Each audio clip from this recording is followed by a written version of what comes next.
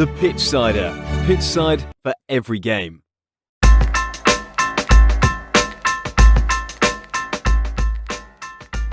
Hello and welcome back to the Pitchsider Podcast. Hope you've had a fantastic week. We've had a lot of football, especially from Champions League, Europa League, Premier Leagues, and also Liga, Bundesliga, Serie A, and much, much more. So I hope you are strapped in, ready for a bumper week. We will review everything that's gone on in the last couple of days. And yeah. Let's start this week with the return of the Champions League second legs.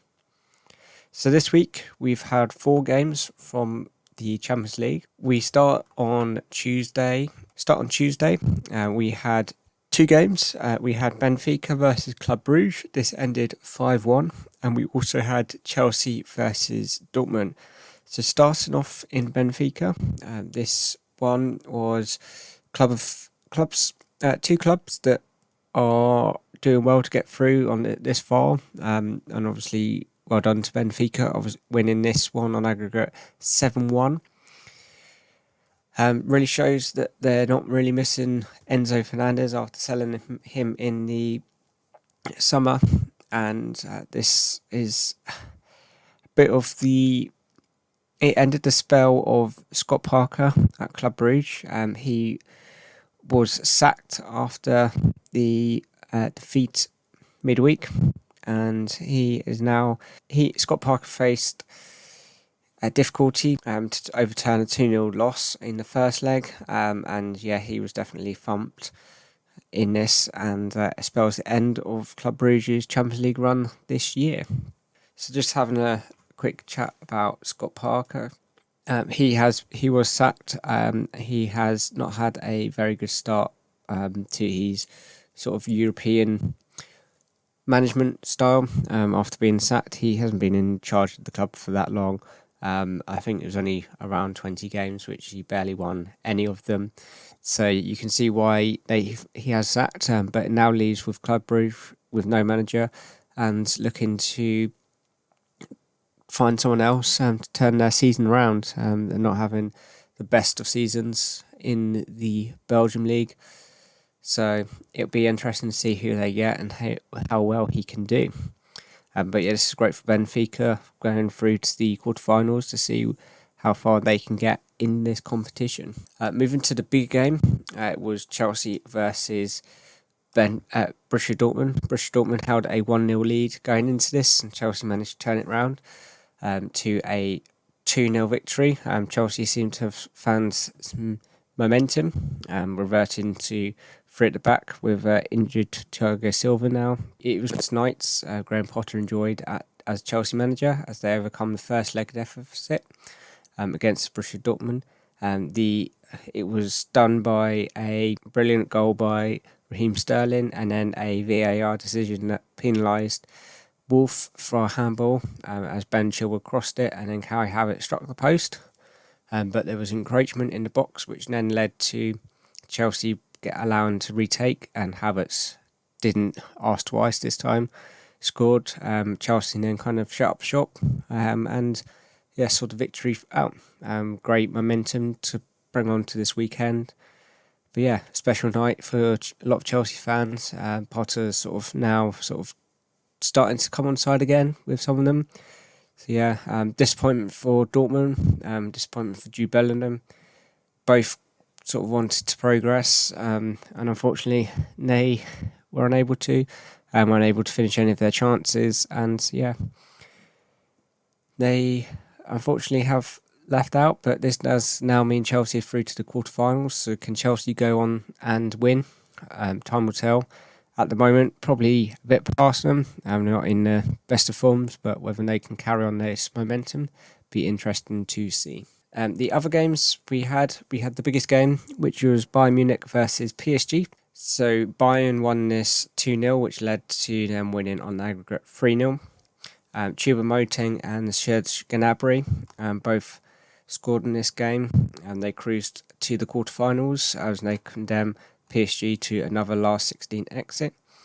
This sort of leaves PSG in a sort of bad situation again. It's 2 seasons. They've sort of had Messi, Mbappe and Neymar all up front. And they've got massive signings all over the pitch, and they seem to fail at the same hurdle every time. Unfortunately, a lot of these players will now start to see, is PSG just cursed, or is it that they will never be good enough to win this competition? They spent a lot of money, and their main goal is to win this.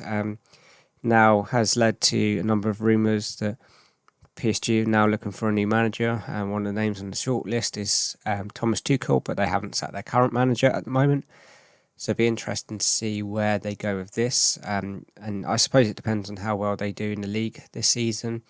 But yeah, this also is going to spell difficulty to try and keep Messi, whose contract's up at the end of summer. And obviously Mbappe wants to win this competition. And if he stays at PSG, he's likely not to do this, unfortunately. But yeah, brilliant for Bayern Munich. They push on to another quarter-final in the Champions League.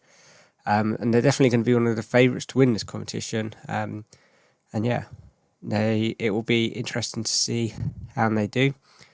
PSG, obviously, Choupo-Moting played for PSG against Bayern Munich in the 2020 Champions League final. Probably scoring in that game as well, so it's great to see him progress. So yeah, the final game we had in this week was Tottenham Hotspurs versus AC Milan. Unfortunately, this ended 0-0. Was not as thrilling of a game as you would expect with two massive clubs. This ended 1-0 on aggregate after 0-0. Tottenham failed to get into the quarterfinals. Haven't really sort of lived up to the hype since Pochettino has left, and now he's rumoured to be coming back. Conte, after sort of time in Italy, now with his contract up at the end of the summer, looks like he's probably likely to leave Tottenham. They're not in the greatest form. Looks like they could slip from the top four, being knocked out of Champions League. Tottenham Hurricanes drought for a trophy continues on to next season. Whether Harry Kane will still be there again is a question on everyone's lips. So there's definitely some questions at Tottenham. They're not struggling in the league, not being in any of the competitions anymore. It's a real struggle for Tottenham, especially for some of the Tottenham fans. They seem to be managing to keep with their top four spot, but they unfortunately are one of sort of the teams that not in form, but they still hang on to their spot. So it's definitely interesting to see how they get on in this weekend. Whether they still kept on to their spot, we'll get on to in a bit. But yeah, unfortunately, not a great evening for Tottenham fans. Just looking at this week coming, some of the fixtures. We have FC Porto versus Inter Milan. Inter Milan hold a 1-0 victory lead going into this. You expect Inter Milan to cruise to a victory against this. Manchester City and RB Leipzig also play on the same day. This is 1-0. You expect City to win this, but RB Leipzig can sort of, if they could knock Man City out, it'd be doing great for some of the bigger teams. And also carries on the tradition of City never being able to win this competition. On the Wednesday, we have Napoli versus Frankfurt. Napoli winning this 2-0. You would expect Napoli to cruise through to this, maybe another 2 goals, especially being at home. Biggest game of this 2 days is Real Madrid versus Liverpool. Can Liverpool turn around this 3-0 deficit? Would never say never, but the form that Liverpool are in, a bit topsy-turvy, playing away from home, looks like they could get battered in this one. Their away form this season has been very poor, and their home form's been good, but yeah, on the road they're not that great. And going to Spain, yeah, you would put it down to be Real Madrid to go through. But yeah, next week we'll go through some who we expected in the draw if it hasn't been drawn already. Let's quickly move on to the Europa League. So we've had a round of 16. So we've had Union Berlin versus Union from Belgium, ended 3-0. thrilling game. Bayer Leverkusen won their game 2-0. Roma won 2-0 against Real Sociedad. Sporting Lisbon and Arsenal drew 2-2. Juventus won this 1-0. Manchester United beat Real Betis 4-1. Seville beat Fenerbahce 2-0. And Shakhtar Donetsk versus Feyenoord ended 1-1. In the Conference League, West Ham are winning 2-0. Villarreal are winning 1-1. It's interesting. Europa League, obviously Union versus Union, quite an interesting one. Two great teams, sort of punching a lot above their weight in their leagues, and doing really well in this competition. Only one of them can progress. Kind of have a little soft spot for Union Saint Galatos, which is the Belgium team. One of the favourites to win this competition, Arsenal, drew to Sporting Lisbon in a thrilling game, ended 2-2. Very end-to-end. Can Sporting Lisbon this week go and take it to Arsenal at the Emirates, or can Arsenal turn it on and cruise to this? Juventus carried their climb up from their relegation, from their sort of points deduction, with a 1-0 over Freiburg. And Manchester United have cruised, already looks through to Real Betis. So there's a few big teams that you would expect to progress on this competition. Next week, or this week coming, obviously we have the reverse fixtures of all of these games. And see who progresses, and we'll go through to the quarterfinals. We look forward to the draw. Now let's move on to the Premier League. So this weekend we've had a full round of fixtures. Started off on Saturday. We had Bournemouth versus Liverpool. Bournemouth beat Liverpool 1-0.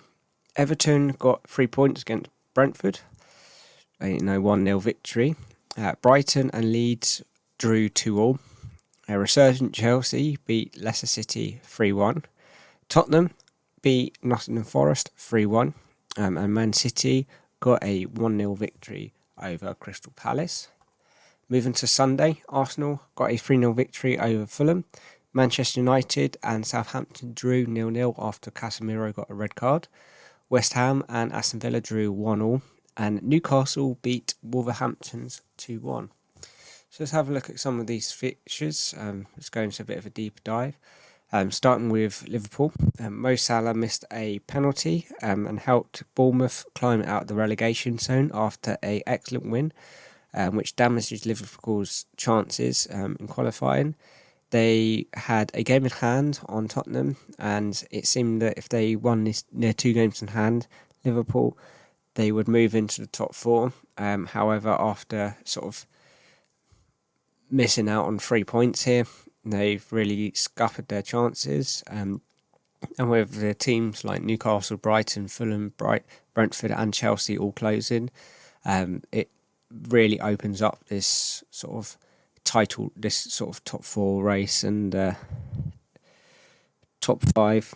But after thrashing Manchester City, Manchester United last week 7-0, it's sort of brought them back down to earth after a loss to Bournemouth. However, they have got Real Madrid, so whether their season is about to take another turn, it's interesting to see. Unfortunately, it is a bit of a difficult situation for Liverpool. Whether they can sort of keep their resurgence. There's 5 points between them, which sat in 5th, and Chelsea that are sat in 10th at the time of this game. It's a great win for Bournemouth, moving them out of the relegation zone for the time being. And definitely something we should keep an eye on. Everton versus Brentford. Everton won this 1-0. Not much to say about here, but it does move Everton further up the table. That's now 3 wins out of 6 for Sean Dyche. And the Blues started on the day on 18th, but capitalised on the teams around them failing to win by moving out of the Premier League relegation zone, leaking 2 points and 3 places above treble. The goal was scored by Dwight Neal. He striked after 35 seconds, giving the host a perfect start to their game, and were able to hold on. After 26 games, this has Everton at 22 points, identical to the same stage under Frank Lampard last term, where the former Chelsea boss guided them to safety. So it's definitely on the right trajectory to push them on. And Sean Dyche is a brilliant manager. Whether he can sort of keep Everton up and then push them further up the table, time will tell. But a lot of the teams sort of have a game in hand. So we have a full roundup of the table after we've gone through some of the games. If we take a look at the Chelsea versus Leicester game, Chelsea really this game was sort of an end-to-end game. Leicester missed out on a few chances, but Chelsea were able to sort of cruise and win this game. Bit different. They sort of carried on playing, didn't sort of shut up shop after 60 minutes after getting a 1-goal lead. So now they've gone from scoring 6 goals in about 4 months to scoring 6 goals in about 2 weeks. So it's definitely, they've seemed to find some rhythm. Definitely this sort of 3-4-3 is really a formation that Chelsea like. A lot of the players can sort of do, and it definitely having sort of Chilwell and James. James didn't play in this game. Has really helped them their form. Daka did score a really good goal. Not much Kepa could have done about this. But Dewsbury Hall hit the woodwork in the space of 2 minutes. And also Felix had a goal ruled out by VAR for being offside and also hit the post. So this game sort of had it all. Doesn't move Chelsea anywhere in the table. But it does leave Leicester very dangerous at the bottom of the table. Moving to the Arsenal-Fulham game, London derby. Arsenal cruised a 3-goal victory over Fulham after having 1 goal also ruled out. Trossard got 3 assists before half-time, definitely settling into this Arsenal team. And it restores Arsenal's 5 points clear at the top of the table. And after City, they were put under pressure from City winning 1-0 on the Saturday. But they definitely lived up to that. Fulham have been a sort of a really good side around the Premier League this year, getting a few big victories, being 8th in the table. So definitely good to see them that far up, and definitely staying up this season. Didn't pose much threat to Arsenal. Let's have a quick look at the table. So Arsenal are top with Manchester City in second. Tottenham, Manchester United are currently 11 points away from City, with Tottenham 2 points behind them. But they're closely followed by Newcastle. Liverpool have dropped down to 6th. It's really closed up sort of the gap. Brighton, Fulham, Brentford, all Chelsea, all within like 5 points now. So a couple of games, it's all changed. Fulham are sitting a bit dangerous. They've played an extra game. Brentford have 2 games in hand. Chelsea have 1. It's going to be interesting. Moving down the bottom of the table, Southampton are now bottom with Leeds and Bournemouth in the relegation zone, but it does also lead West Ham and Leicester all on the same points as Bournemouth. Everton are only 1 point clear of that, and then Nottingham Forest are above that. So you could really sort of go, it's really closing up now. Sort of you've got the mid-table, which are a good 12 points clear now of sort of Palace, who sit in 12th, but from Palace, who are on 27, you've got Wolverhampton on 27. On 26, you've got Nottingham Forest, and then you've got Everton on 25, and then you're into the relegation sort of team. So anyone can sort of jump about. Palace, after not having great season, last 5 games got 3 draws, 2 losses. They're not gonna. Teams are closing up, and there's a big gap now between them and Aston Villa, who were 11th. So yeah, it's going to be an interesting end to the season. It's tight in the middle, it's tight at the bottom. Anyone can go down. So yeah, it's going to be interesting. Finally, let's move on to Europe. There's been some good games across Europe, some sort of big news. So let's start in La Liga. So Barcelona faced corruption charges over payments to former referees. It emerged last month that Barcelona paid Nigeria and Nigeria and a company he owns a total of €8.4 million, £7.4 million between 2001 and 2018. At Barcelona court on Friday, heard that the former club officials had indicated for corruption, breach of trust and false business. And the lawsuit was brought by Barcelona's public prosecution office, targeted the club as well as the former presidents. Barcelona obtained and maintained a strictly confidential verbal agreement with the referee, so that in his capacity as vice president of Technical Operator Committee (CTA), and in exchange for money, the latter carried out tending to the benefit of Barcelona in decisions by referees. Obviously, this isn't great for Barcelona. Definitely in money troubles. The payments received last month came to light following an investigation by the tax authorities by the former referee's company. Barcelona made a total of €1.4 million between 2016 and 18, and paying €7 million between 2001 and 18, the year he left his role. During this time, Barcelona won 8 La Liga titles, and yeah, definitely some of these decisions will probably help, but yeah, they always want, apparently Xavi said, I always want to win fairly. If I thought we were cheating, I would have gone home. That was after Barcelona's 2-2 draw with Manchester United last month. So yeah, interesting story here. Sort of paying off referees and getting decisions go their way. Obviously, if this is true, whether this is found out, there could possibly be stripping of titles. But I don't know how much effect. It's probably very hard to measure the effect that this actually has on sort of Barcelona winning trophies. Doesn't seem a lot of money, so it might be in a game here or there. But yeah, it's interesting.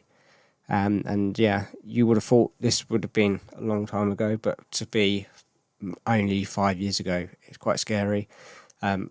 Is there clubs in the top leagues that are still doing this? It'd be interesting to know. Obviously, we never fully know, and we never know to the full extent that what Barcelona have done here.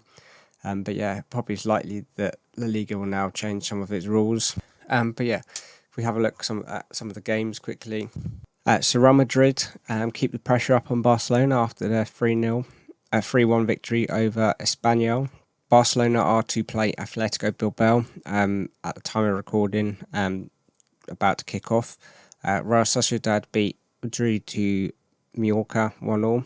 Seville beat Almeria 2-1. And Villarreal drew to Real Betis 1-1. Having a look at the La Liga table, Barcelona continue to be top.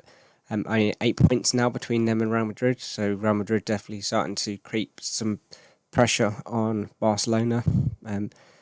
But Real Madrid have Atletico Madrid and Real Sociedad sort of closing on them if they do drop points. Spanish League looks like it's going to be Barcelona's this year. But yeah, anything can happen, especially with the likes and world-class talent that Real Madrid do have. In the Bundesliga, Bayern Munich have now got a 2-point gap between them and Borussia Dortmund, who sit second, and RB Leipzig have now sort of fallen off. Union Berlin have a game in hand, but they sit fifth.